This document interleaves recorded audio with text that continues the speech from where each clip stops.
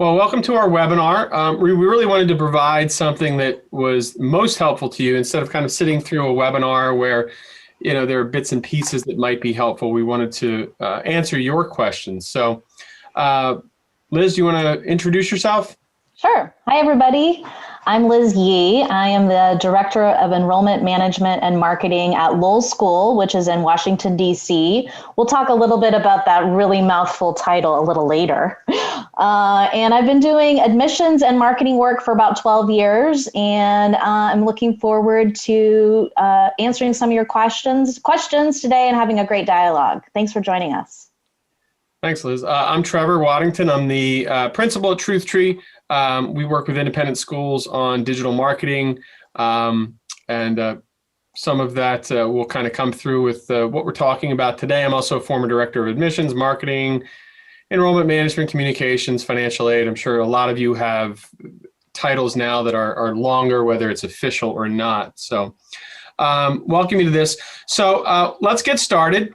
We'll go over a couple ground rules first, or just some things to keep in mind. There were a lot of great questions. Some of them overlapped quite a bit, so we tried to combine them to not be on here for 3-4 hours, because I'm sure we could be. Some of the questions were actually geared toward crowdsourcing. So at the end of this, we're going to give you some resources as to how you can get those questions answered by your colleagues. If you ask a specific question specific to your school and we don't cover it, I'll be happy to answer that. If we don't, you can just email me. Liz and I can talk about it and get back to you with a collaborative answer. And then if you want to be eligible for the content marketing piece, so Truth Tree, we've just announced a new service that we're going to be providing, which is creating content marketing for schools. You need to stick around towards the end to be a part of that. So I'm going to I guess you're letting them in. Liz and I are going to kind of tag team we're letting folks in as they kind of come in. So Liz, you ready to get started? Yeah, I'm ready. Awesome. So first question, what do you consider your best use of dollars for digital marketing now that prospective parents are so connected to their phones? So I'm going to start off with this one. Liz, feel free to chime in as well. I want to get kind of technical first. No, this is not something that's going to clean your house. A MAID is a mobile ad ID. Essentially, it allows you to target their mobile device, smart device, and be able to feed them ads based on that and based on what they do with their phone. So yes, when you go to Venmo and pay your friend for dinner, you go to Reddit and you look at a subreddit. Your phone has all of this data, and if there are certain triggers that say, hey, we want to show ads to them, whether it's an independent school or not, we can use that tool to then show them. We've all had times where we've even we've thought in our brains, I need a new pair of jeans. Boom, you go to Facebook and it's like, hey, here's the newest kind of jeans that are on the market. And you're thinking, how did they know? A lot of it has to do with your mobile device. Now, the other part of the question was best use of your ad dollars. It really does depend on your school, the market that you're in, and really where you are kind of in the enrollment cycle. If you're full, you don't need to have ads that are call to action based ads. That's kind of a waste of your money. So for those schools, I always suggest, you still want to keep brand awareness, but brand awareness, you don't need a lot of money to do that. You can show 1,000 people your ad for $1. But if you want to get that click, it may cost you $3 or $4. So again, it really just depends on your market, what you are trying to achieve with your ad dollars. Liz, did you have anything to add to that one? I wonder if you could speak more to awareness and the value of kind of investing there, especially kind of in the quote off season. I don't know if many of us have an off season. Right. Well, let me start with, the question. I don't know if it's a big question anymore, because I think a lot of people have answered it, is what about paper publications? And, they're great for brand awareness. I mean, people still do open those magazines. Certainly if it's a private school guide, they're opening it because there's an interest there. They're not necessarily going to act on it right away. But again, that awareness piece is important. We're going to get into content marketing in a little bit based on a specific question, but the more you can get your brand in front of them, whether it's rah, your school, you should send your child here, this coming year, next year.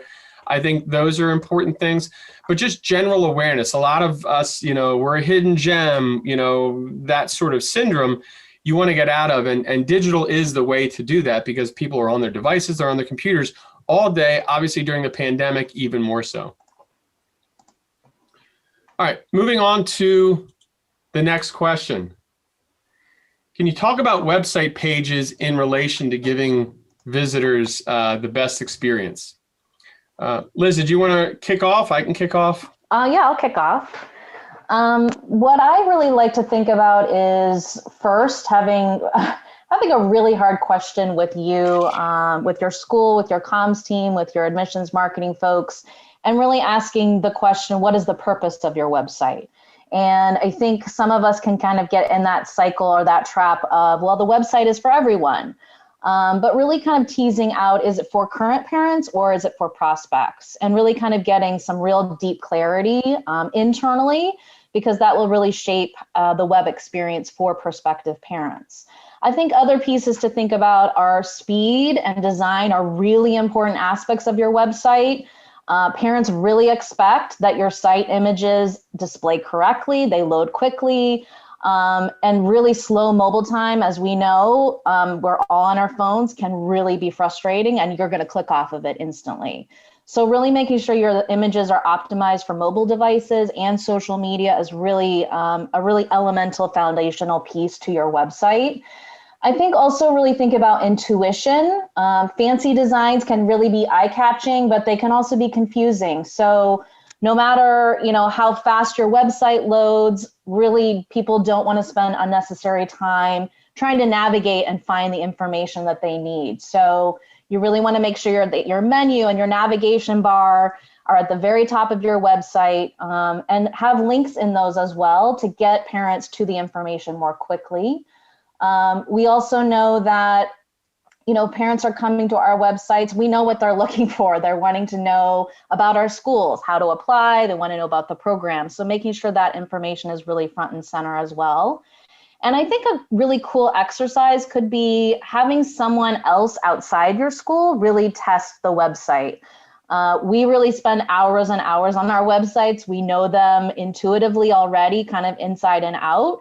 So really getting an outside perspective will really help you get a better sense of changes or minor tweaks that you might want to make to the website to make it more intuitive and user-friendly for parents. And then I think the other big piece is how to give prospects a taste of your school culture and your community. So you're thinking about blogs, you're thinking about your social media, how can we add video, a virtual tour. I love doing interviews with parents and alumni parents, and maybe even some footage around some school-sponsored events, really looking for ways to showcase your culture and community on the website. And I know Trevor is too a huge fan of testimonials, really using parents, alumni parents, faculty and staff, using their actual words and their language to really showcase the school too. And then how quickly can they get through the website is really important as well. Yeah, I'm a big fan of testimonials. I think if you can match a testimonial to the page, so if it's a tuition page, a testimonial talking about the value of the education. Two other things I'll add to that just real quick are, for anybody who's married out there, either you or your spouse, you didn't just say like, hi, I'm Trevor, I'd like to marry you. So that, to me, that's the apply button. When I first come to your site, it says apply. I need to find out a little bit about you first. Let's go on a date, maybe spend some time together before we kind of jump into it. So I'm not a huge fan of the apply. Obviously, you should have a way for them to know how to apply once they've kind of go through those steps. The other big thing for the experience is, and I know a lot of schools, there's an association with a third party. And if I even want to inquire, I need to essentially sign up, get into your system just to fill out an inquiry form that may be a few questions short of an application. It's a 20-minute process. I just want to know what your peanut allergy, your tree nut allergy policy is. My kid's got a bad allergy. Do you provide transportation to this part of town? I'm a huge fan on at least admission pages having a quick capture form that name, email, here's my question. And that way you can already start a dialogue with them without them having to spend 20 minutes on a form. All right, next question. How do you engage current families better with digital communication? Is it the only form of connection during the pandemic? And we send emails, but they still don't click or read the newsletter. I've never had an answer to that. Liz, maybe you do. I'm going to try. Yeah, does. Go ahead. I think especially this year, I was in an admin team last week where, we're just talking about how parents aren't reading anything anymore. And frankly, I'm one of them. The communication coming from school is really hard. It's changing constantly. It's like really dense.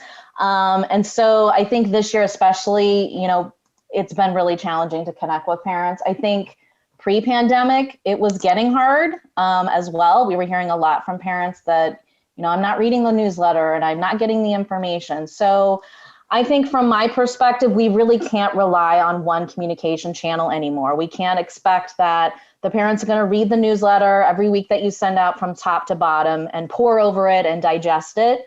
They really need multiple ways of accessing the content. So we need to use all the resources in our tool belt. So we need to think about Zoom town hall meetings. We've done really well at Lowell. We're basically doing them once a month with our head of school, and an opportunity for families to log in once a month to hear the latest information, ask their questions directly, and really having that kind of personal connection. We need to think about social media, getting information out there. Maybe we're doing more phone calls. Really thinking about your teachers as well. We know parents read what the teachers send.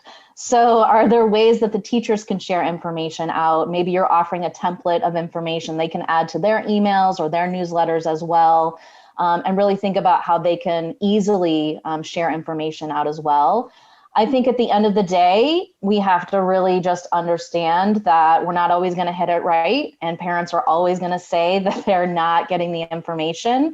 And I think it's really about listening and swallowing our pride and really being patient and knowing that that customer service piece is really important.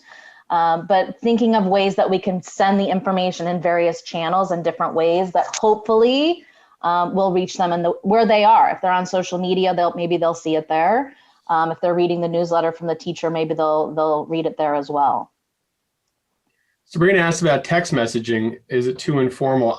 It's because, I get probably two unsolicited, at least I think they're unsolicited text messages a day, and I'm very quick to click stop.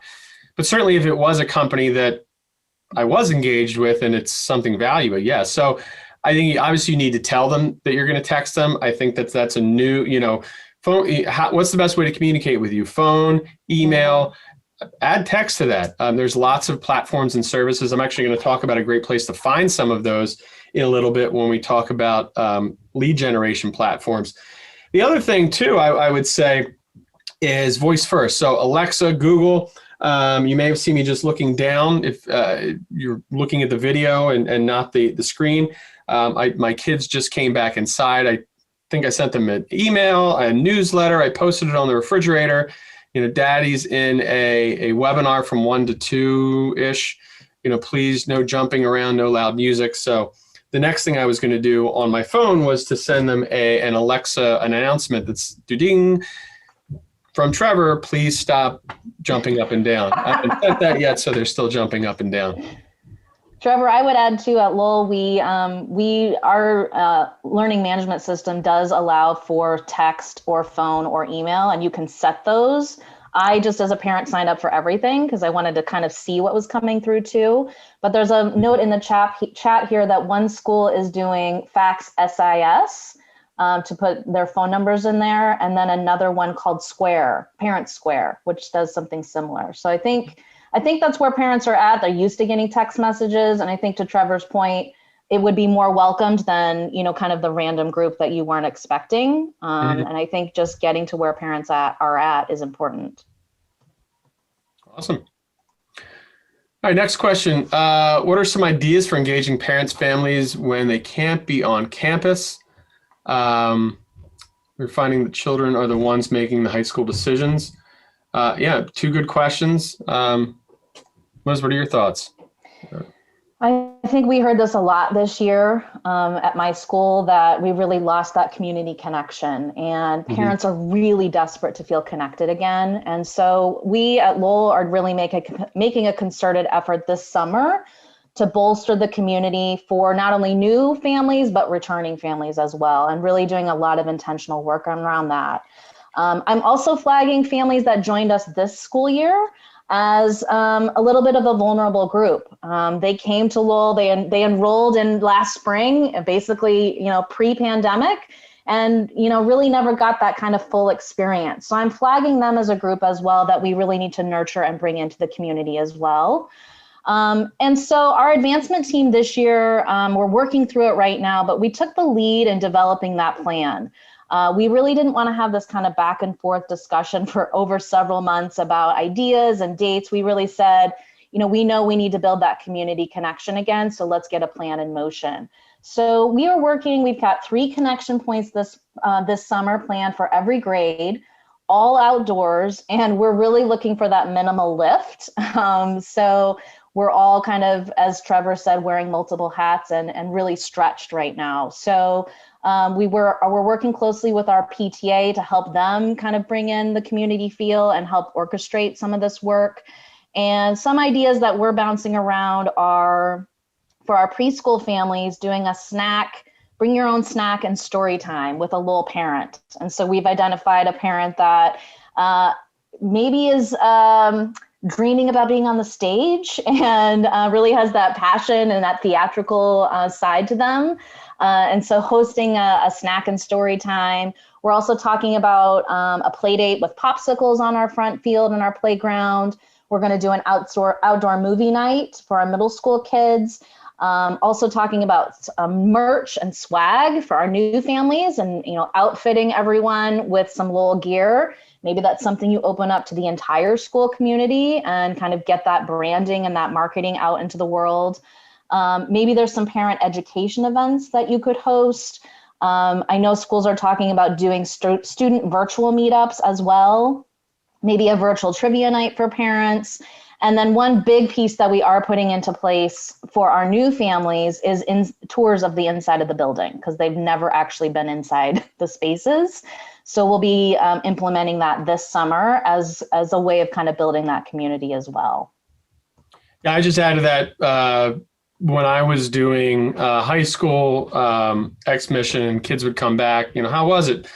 Love the lunch. And then, like you just said, swag. The other thing too, Snapchat. I wouldn't venture into TikTok yet, but particularly for middle and high school kids, Snapchat, Instagram as well. Hopefully you're at marketing on Instagram through Facebook, but Snapchat's a great place to get to them either organically or through paid ads as well. I would also add for, the older kids, really taking a pause and thinking about what parts of your program are really unique, and create opportunities and events around those unique features. So, is it STEM? Is it arts? What are those unique features? And then let's build opportunities that, a middle school or high school student might be interested in attending or experiencing. I think also, I think one of the questions was around school fairs. I think those are really good for awareness, but I don't know, I've really taken a really close look about the time investment at school fairs and our really return on that investment, and really thinking through, where are those middle school and high school kids, and how do they want to interact with your school, I think is really important. Okay. Next question, will virtual events continue to be effective marketing tools in the upcoming admission season? If so, which ones should we keep? Because I think that's yes, definitely. I think, for me, I really, I had been dreaming about doing virtual events pre-pandemic. And so it really pushed me, obviously, to pull that off this year. And I really see it as a big way of building awareness. And so really we have to embrace that as a baseline, that parents accessing our schools virtually is way more easy than driving around to all of our schools and going for, a 2-hour tour. So I really embraced it this year. It's been a really kind of amazing experience. Our record attendance at our virtual tours this year, and higher applications as well. So I'm really seeing it as whatever the world looks like in the future, we will have a virtual component, even if it's just to get more people to see our school, to know our school name, and to experience it in some format. So that will be, I think, really an important piece to consider. And I think it will be important also to have a balance of on-campus and virtual admissions opportunities. For most of us, we know that when parents get to our schools, the program and the buildings and the facilities really sell themselves. So if there's kind of some pre-virtual event, opportunity for families to kind of get connected and see you before they show up to the campus, I think would be that's kind of where we're leaning for next year in terms of kind of mapping out what those touch points would be. This year, I had a lot of success on Zoom with basically a fancy Google slide deck, and did really targeted, really honed in tours. The messaging was solid and was really clear in each session. I also included a parent panel as well, which I think gave that additional perspective rather than me talking for an hour. We could hear from some current parents as well. And other things that you can think about in terms of virtual events, showcasing your school as an expert in children. So can your head of school, can your division directors, your learning specialists, your diversity leaders, what parenting workshops or webinars might you be able to host? We also had some great success with alumni parents this year. I did an alumni parent panel. We graduated 8th grade, so hearing from those parents and students about their experience after Lowell was very powerful as well. Other ideas, virtual meet and greets with your administrative team. For older students, maybe discipline-related challenges or innovation experiences. Our art teachers this year really ended up embracing the virtual experience with their kids. So looking to your arts team, is there a virtual experience that they could offer? And then I love this one too, and I really want to try this, really flipping the script. So instead of us interviewing the kids, they're interviewing us, which I think could be a really cool virtual experience as well. And thinking through games, scavenger hunts, trivia games, virtual escape rooms I've been reading about. So I think moving beyond the virtual tour and thinking of more creative ways to connect before they come to campus, I think would be a really good supplement for moving and keeping that virtual experience going in the future. Yeah, I use Canva for pretty much everything. This presentation's in Canva, everything that we do that's graphic in nature, visual in nature, pretty much we do through Canva. It's $13 a month, I think. A few of the questions were about affordability and the fact that you are a small shop and you don't have time for, lots of training on different programs. So really easy to use. What are some outside the box things I can do to grow the top of my admission funnel at the inquiry level? A couple things. One, these questions came in. One of the reasons why at Truth Tree we're starting content marketing for schools is we hear this all the time. We don't have time to do it, but we also know how important it is to provide content. I'm a huge proponent of content not always being, in fact, most of the time not being rah, rah, rah, our school is so great. I see a lot of blogs for schools and it's all about the school. And I mean, that's, well and good. And you obviously do want to promote your school. But things like this, if you're a K-8 school, what are you doing to get in front of parents with a newborn? So this example, a school we had, a school partner of ours, it was actually 7 or 8 moms that came together to create, 5 things I wish I knew before my first child. This was hugely successful in getting in front of young parents in their area. It was picked up by a lot of the parent bloggers and other family magazines. Nothing in it was about the school other than the branding. Another thing, we're always looking for ways, we're knocking on real estate agents' doors. How do we get, how do we get families that are moving into the area? Well, bypass the real estate agent, produce this kind of content, push that out there. Not that necessarily people are looking for top 5 things, but things to do for a family in St. Louis. Organically, that should be showing up, page 1, page 2. Plus, it's also great for your ROI. I think the 2 things really for the top of the funnel as they move closer to age eligibility is, it's sort of the, at 3 a.m, you're watching an infomercial, for the, I don't want to date myself, but those are things that used to happen. Call now, limited supply. There's like a countdown clock up there. These aren't things that we're going to do, but certainly if you're in a position to kind of promote the scarcity of it, you can move people into the top of the funnel faster and certainly through the funnel faster. I mean, you think of, the intense markets out there like a New York City or surprisingly Memphis, Tennessee, Los Angeles, Boston, Chicago, where there's a lot of independent schools, there's a lot of demand for them. And for years and years and years, there hasn't been room. That obviously trickles down to parents of younger people that know that they need to put their best foot forward as soon as possible, making it a lot easier for them. So I think those are certainly some ways, outside the box ways through content. Doesn't always have to be written content. It could be video. Your science teacher, for example, could, on a weekly basis, do the, science experiment of the week. You push that out there, you push that out there in the ethos, but also to families that have already maybe just, kicked the tires a little bit to keep them interested and to keep you top of mind. All right. Next question is, how do we reach students from surrounding communities, especially students of diverse backgrounds, when the majority of our applicants are referred by word of mouth? Word of mouth is always going to be number one, but Liz, what are your thoughts? Yeah, this is a question that all schools struggle with, all independent schools struggle with. And I think, it's part of our DNA in terms of why private schools were started.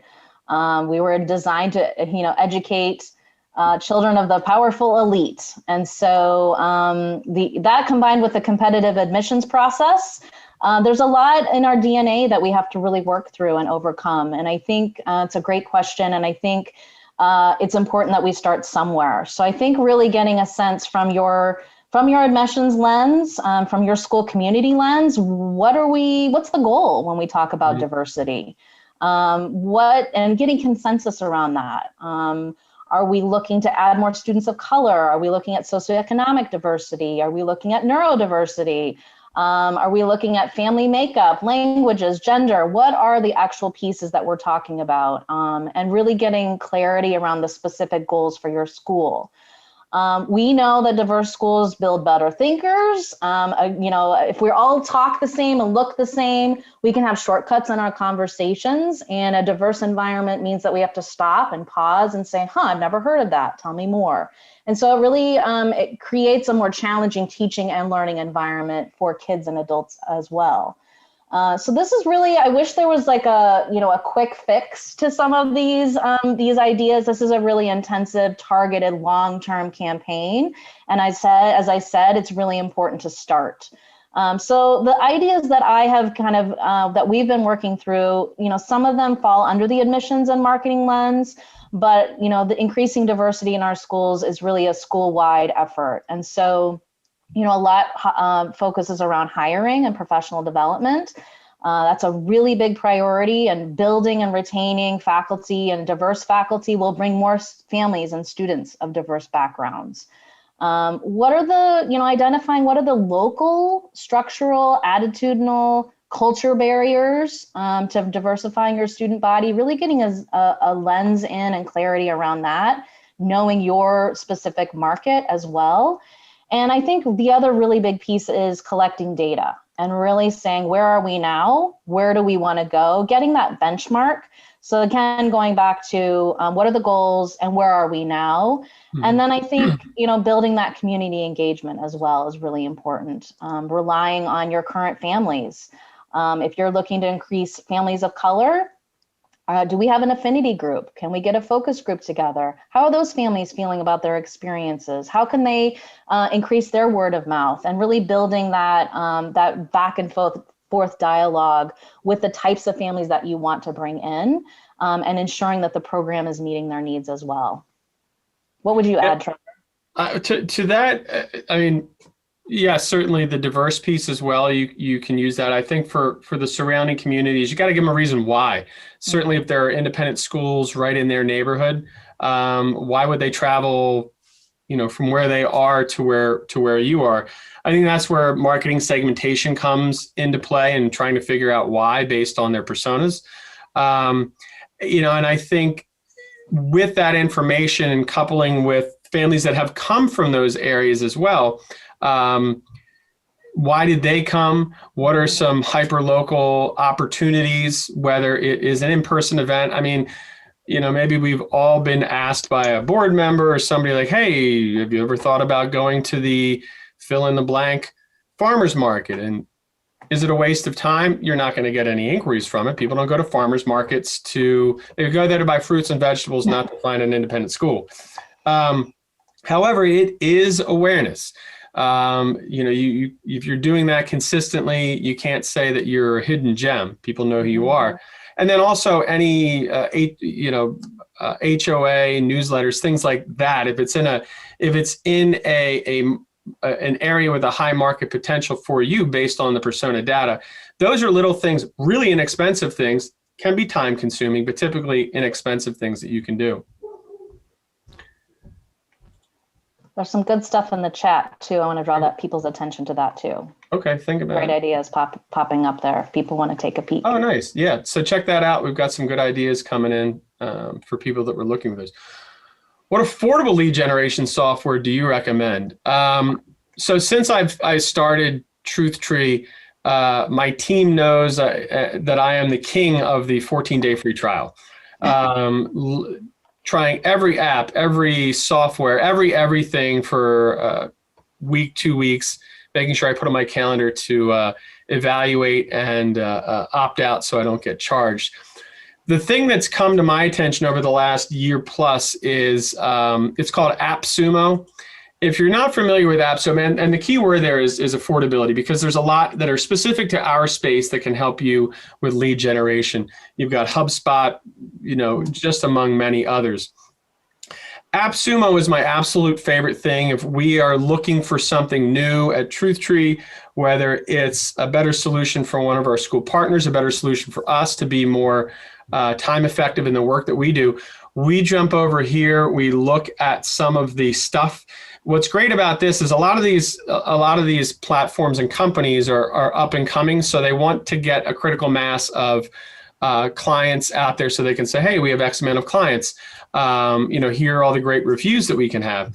So just based on lead generation alone, I don't know how big it is for you, but 241 SaaSes that are out there just for lead generation. And the great thing is you may be paying $4.99 a month, $2.99 a month, some typically monthly piece. So many of these, $59 for a lifetime deal.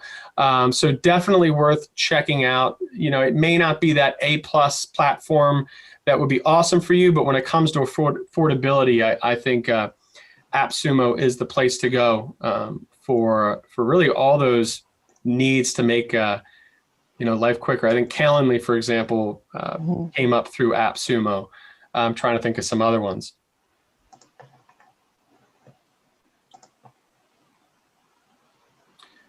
Waitlist. When an applicant is on a waitlist, do you tell them what number they are on the waitlist? If not, how do you respond when they ask where they are on the waitlist? Yeah, I've seen this question on a couple listservs recently too. I think we're all working our waitlist right now. We made the concerted shift maybe 5-6 years ago to move from the language around waitlist to wait pool. And the idea was that we actually weren't ever really using a waitlist where there was a ranked order of kids. We were using a pool. So I explained to parents that if I have an opening, I'm going to look at the current cohort. I'm going to look at the gender balance, the learning differences, the social emotional makeup, all the facets of that group, and then go to my wait pool to see who I would be wanting to offer a space to. So we've, really basically done a swap of wait list for wait pool. And I have done a lot of concerted education with parents about what that looks like and what it would possibly mean for their child if they were going to come off the wait pool. But I think it's a good way to express to them what the possibilities and kind of set expectations. And I think parents generally get the idea that, the first kid on the list isn't going to come off. It's a more thoughtful process, which I think also speaks well to all of our admissions work that we're doing as well. And Gretchen had said that Calendly is great. I love Calendly. One thing I'll say, it's somebody reaches out and says, hey, I want to sell you a product or service. Get on my Calendly. Mm-hmm. To me, it just says, whoa. You get on, you tell me, you get on my Calendly, or if you're trying to do this as opposed to the other, you're making me do extra work because you want to sell me something. But I think it has become a little bit more common, really across all industries to do that. But I think there's an inauthenticity. I don't even know what word that is. It's inauthentic to do that. I don't care for that, I guess is what I'm trying to say. That's fascinating, Trevor. I'm obsessed. So. Oh, I love it. It's a great platform. I don't want to reach out and say, hey, school, do you want to pay us a monthly fee to work with Truth Tree? Yes. If you're even remotely interested, fill out this form and then this form. And then, I would want to do that myself. Yeah. Just me. What are some of the most powerful class observation conversations, I can't even talk now, that you can offer prospective parents during a school tour? This is great. It was a good question that came through because it kind of made me pause and reflect on what my experiences have been and what I've seen other schools do as well. I'm pretty hardcore and passionate about really setting the stage for classroom observations and on-campus school experiences. I really want parents to know what they're seeing when they're on our campus tours, and I really want them to get it. A lot of our schools, there's so many nuances around our mission, our philosophies, our approaches to teaching and learning, the language we use with children, the distinguishing features. So I spend maybe an inordinate amount of time really setting that up before we ever set space into a classroom or have some kind of observation experience. And I really want parents to really understand what it is that they're seeing. So I think for me as well, I really think about authentic experiences versus curated experiences. And I have really leaned towards that authentic piece. And I want to make sure that prospective parents are really seeing the school for what it is. Even all the warts and all the hard things, I really want parents to see it all. And so I think from my perspective, really thinking about what parents will see when they're on that tour, making sure the tour is happening at a key point in the day, not snack and recess time. And our teachers trained. I've done a pretty big lift with our faculty in terms of what are the cultural norms of having visitors in our classrooms? Is it an open door policy? How do you interact and engage with prospective parents? So we've done a pretty big training with faculty, especially new teachers coming in, to say, approach these prospective parents. They want to hear from you. If you're able to step aside from your teaching or your classroom is empty, take that moment to really speak to visitors. And so we've done a lot of cultural work there. Teachers are really our best marketing tools. So I've really always leaned on faculty and making sure that they're aware of what their role is in that process. And then really thinking about, as I said, that authentic route, but maybe some of those curated pieces too, those unique experiences, maybe those are virtual, where you're showcasing something really special about your program and balancing both of those. Yeah, I think not everybody's going to sort of mesh with my personality. I mean, you meet people, it's just instinctual. Like, I really think I could get along with this person. I'm not quite sure about this person. So as much as, I could glean from the information that came in prior to a tour, certainly I preferred to sit down with the family and say, tell me about your child, really get a sense for certainly the child, but also the parent or parents that were in front of me, and then really start to game plan what teachers, what administrators do I want to introduce them to. If I can glean that ahead of time, I'm certainly going to reach out to if the parent is, a big time scientist, I would want them to make sure to introduce, our top science teacher or something along those lines, or an administrator that may kind of speak their same language if they're an academic. And that way, they may, at the end of a tour, like, oh, Trevor, I'm not quite sure about him, but man, did I really hit it off with teacher A or teacher B, and I really like the school. Because certainly I'm not going to be the one teaching their child or in charge of their education. These people will be. Good questions. All right, next question. Our most effective leads to enrollment pipeline is word of mouth. Heard from a friend, other marketing efforts generate leads, but they are less likely to enroll. I mean, that makes a lot of sense. What strategies should we continue to pursue, increase word of mouth efforts?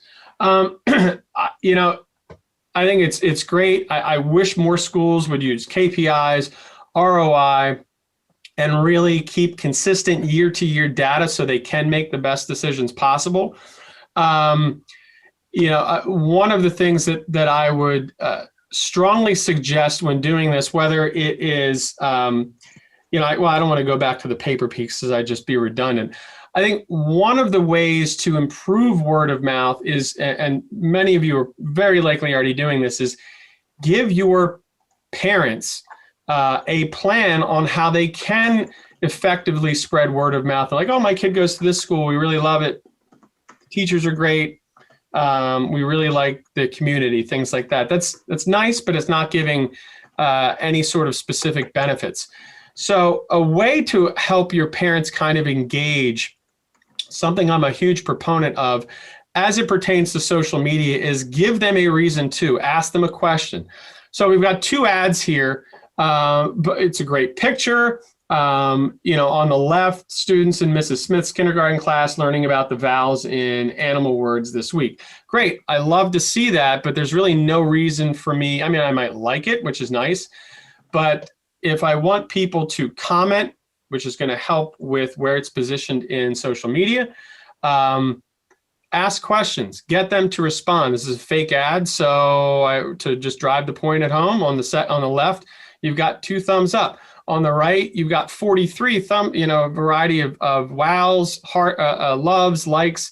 You've got a number of comments as well versus the one over here. So ask questions. That's a great way to get them involved with social. The other piece obviously is to make sure that they can pin it to the top, so whenever they open their social, it's something that they can share with their friends. Liz, did you have other thoughts on this? No, I think those are really great. Okay, I want to go back to the question real quick because there was something else I wanted to mention. Pipeline. No, I think that covered it because I think I covered some of the other pieces in an earlier question. Question came up. I guess that was Liz. Put that in there. Thanks, Liz. Thing. You got a little nerdy on us. Sorry. What does an effective work schedule for an efficient admission staff look like during peak season in spring? So this is my jam. I'm kind of obsessed with systems and structures and efficiencies. I know all of us have limited staff and definitely limited hours. So I'm always, as Trevor is always looking for the latest 14-day app and technology, I'm doing that on the side of how can we run our offices more efficiently and smoothly. So my approach is really about developing skill sets and niches on our team. So really being clear about this is my role on the team, this is your role on the team, and making sure that our systems and our structures support that work. So really spending an inordinate amount of time on the front end, setting up that structure so that once you're off and running, it's working more like clockwork. So you've worked out some of those operational pieces to make sure that you can be most efficient with your time. The other piece that's really important around building efficiencies is you're not wasting your time, as Trevor has mentioned, scheduling people and going back and forth. This is the time for the tour. Can you come this time? Really just automating some some of those pieces so that you can free your time up to really do those connections, those personal tours, those touch points. So I really am a huge proponent of really dividing and conquering and making sure that their operational side of things are well oiled. The other piece that I'm a big advocate for, and I know many of you have done this as well, is looking for others outside of your team who can support the work too. I have done a lot of work culturally in my school to talk about enrollment is everybody's job.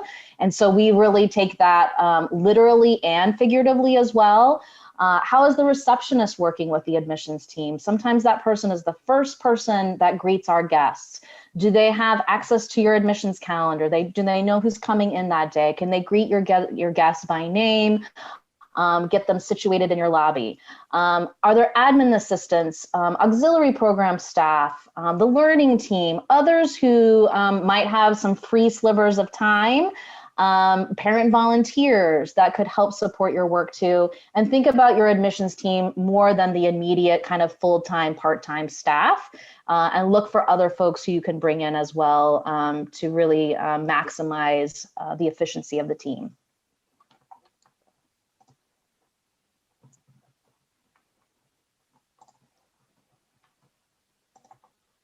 Anything else you would add there? Trevor, you're muted. There was a huge nugget of awesomeness and I just forget what it was. So now I think the big thing with this also, and it goes back to marketing and the need to make sure that marketing and admissions are really working hand in hand is, who's coming in the door? Are these mission appropriate families that are coming in the door? It's great to give a tour to someone, let them know about the school, but if at the end of the day, it's very obvious and something you could have kind of figured out ahead of time, or at least marketed to ahead of time, to let them know, like, it's just not a good fit for the school. It's an hour and 15 minutes you could have saved doing better work with your team. So I think it's always important that you are marketing to the right people with the right message so they don't get the wrong idea about the kind of student that you serve. What is the benefit of director of management versus director of admissions? So Liz and I, we've talked about this before, and we both have strong opinions on the same side, so we can't sit here really in debate. Bummer. Somebody needs to be managing both ends of admission and retention. It's a huge job, so I definitely don't think it should be someone working in a silo trying to keep families and also trying to bring them in. But to me, I don't want to bring my child into a school and I'm the director of enrollment management. That, to me, that says your child is a number that goes into my spreadsheet, as opposed to a director of admissions who, it's a term that people are more familiar with when they walk into a school.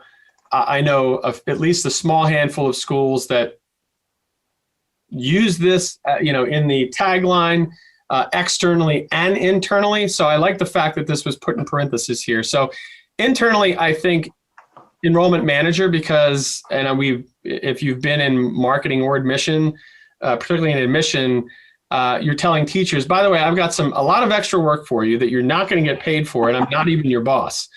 So, there certainly can be some resistance there from the director of admission standpoint, but director of enrollment management is,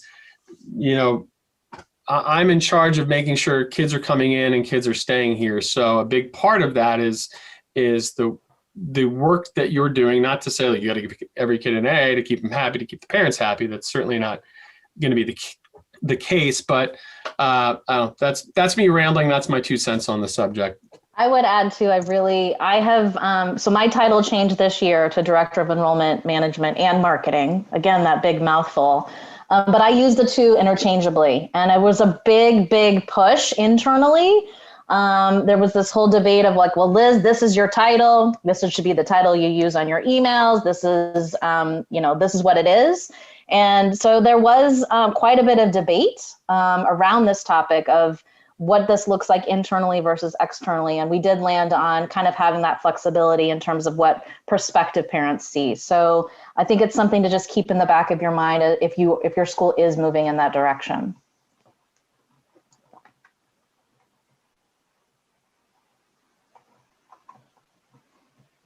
Trevor, you're muted. Sorry about that. I don't want any of my, clicks or things like that getting picked up.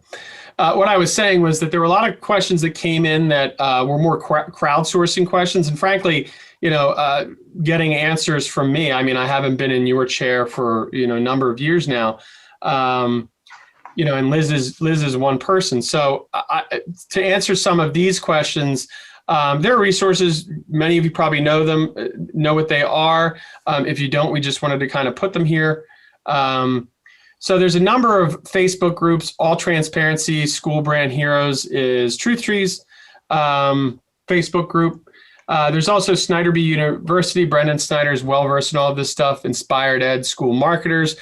All websites you can go to ask questions, to just kind of scroll through and look at questions and answers.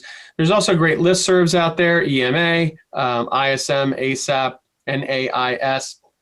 You can look these up. All of these groups here, there's not a whole lot to kind of get into them.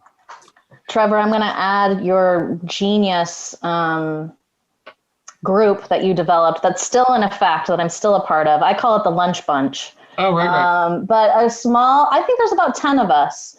And I think it's been going, 5, 6, 7 years, where it's a group of local schools where we're not necessarily competing against each other, but we meet, pre-pandemic, we're meeting, once a month for lunch just to connect. But we've got that quick email list where we can put out, how are your applications looking? What are you doing to onboard new families? And you're going to get some really quick, great responses from that group. So if that's not something you've put in place, really think about kind of the local network that you can glean from. But that's been kind of my go-to group is my Lunch Bunch. So that's another good kind of PD networking opportunity to consider as well. Awesome. Well, I think the next one, is somebody's going to win a free marketing piece. Actually, what I was doing while I was muted was I was trying to get my master list, compare that to who's in the room right now to see who can win this free content marketing piece. I won't get into super details, but I will email this person after this. We're going to pick 2 just in case that person's like, we're not interested in it. So Liz, if you can give me a number, and it'll probably take me a couple seconds to see who's here. Between 1 and now it's 35. 35. So give me 17.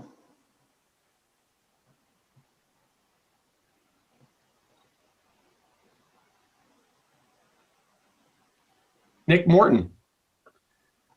Nick Morton, come on down. You've just won your stuff. All right, so Nick Morton, let me write that down so I don't forget. And then give me another number. 24. 24.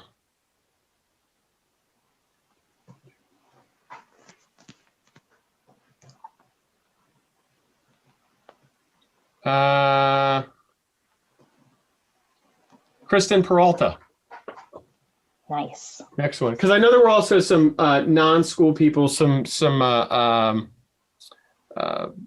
organizational association leaders on here that, I mean, we could still do it, but not our bag. All right, so we still have a few more minutes left. We did, we'll take this to, we can go a little bit after too. I know Liz has a little bit of time. So if you want to unmic yourself and for those people that are leaving, these were just some examples of some of work that we've done, work that we've helped, work that we haven't done. Megan Hodgen up at Oak Knoll, she's incredible at this, and she actually helped us create the program. So if you need to take off now, Liz and I want to say thank you for being here and listening to our hopefully coherent ramblings of what we have and what we've done and what we've experienced. So if you have questions, you can pop them in the chat. You can turn your mic on and ask away, and we'll spend a few minutes answering them if you have any. Trevor, I see one here. Can you talk more about the content marketing piece that these two folks are going to take part in? Oh, great session. Sure. Where are you seeing? Why am I not seeing this? But I got a private message. Oh, all right. You're gonna essentially, it's a blog it's a blog article. We can also turn it into a video. We haven't launched that piece of it yet. We wanted to get this part of it right. But if there's an aspect of your school, if there's something you've always been thinking about putting out there, whether it's rah your school or something else, you send us a topic. So one that we're doing for one of our school partners right now, the New Century School in Baltimore, the advantages of a bilingual education. So they fill out a form, they tell us what to do. We do the research, we take some stuff from their website. I think theirs is 500 words. We put it together. We've got a great copywriter on our team who puts that together, well-versed in independent school education. So they're not saying like your customers, your clients, or things like that. Words that we don't typically use and parents frankly don't want to see.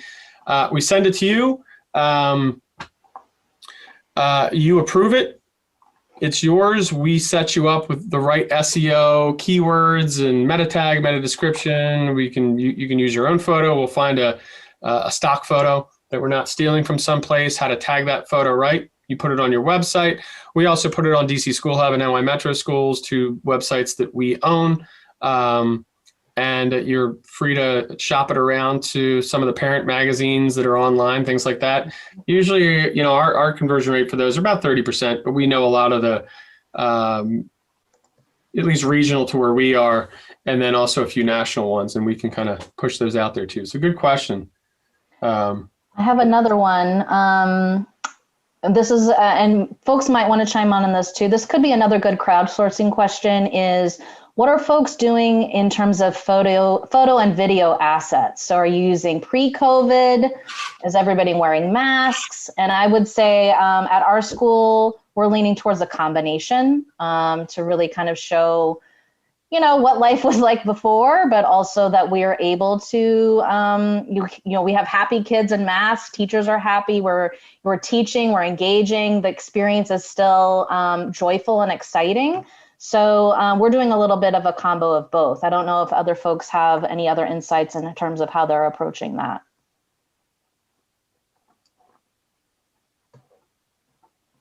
Don't be shy.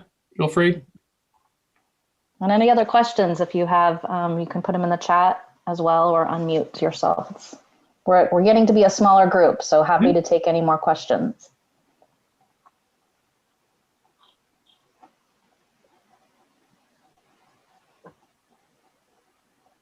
All right. Well, I will take the silence as you guys are all good. Okay.